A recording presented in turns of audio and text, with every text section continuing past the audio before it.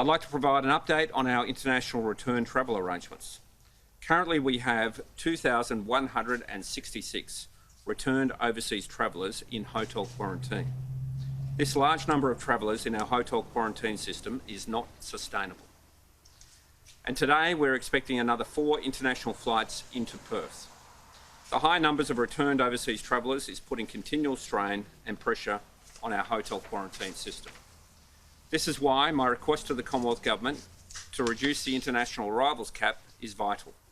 If we are to crush the virus, just as we have done before, we need to slow the flow of returning travellers. As you know, I asked the Commonwealth to halve our international arrivals for at least a month. This request has been accepted. However, the reduction in our weekly cap will only begin from Thursday morning. The reduced cap of 512 per week will stay in place until the 30th of May. However, if the Commonwealth is unable to assist with proper quarantine facilities, I am reluctant to return to the full 1,025 per week cap. That weekly number of returning residents is not something that can continue long term without proper Commonwealth quarantine facilities being used. I'll discuss this further with the Prime Minister and my state and territory colleagues in coming days. I'll consult with the Chief Health Officer to determine a more appropriate cap number for the longer term. Unfortunately, this pandemic will not be going away this year, and I need to do everything possible to keep our state safe and prevent community transmission. The situation for us right now remains very real.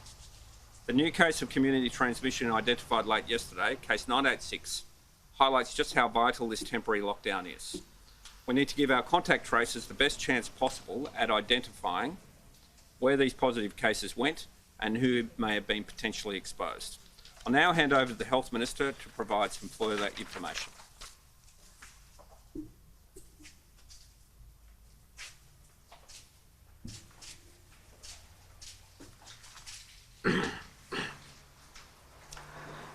Thank you very much, Premier. Can I also acknowledge and pay my respects on Anzac Day, perhaps one of the most important days in Australia's calendar. I joined the many thousands of people who paid tribute this morning, lighting candles in the driveways at dawn. The sacrifices made by our Defence Forces over more than a century put into perspective what we're experiencing this weekend. While we are seeing less movement of people around Perth and Peel, the importance of using the Safe WA app and contact tracing registers has never been higher. We need to expect there could be more cases. If there is, our contact tracing team will swing straight into action. The Safe WA information is crucial for those contact tracing teams to do their jobs. I said yesterday it needs to be a habit. I want to reinforce that message today. Yesterday, we had 4,400 scans. This compares to 1,588,779 on Friday and 1,229,386 on Thursday.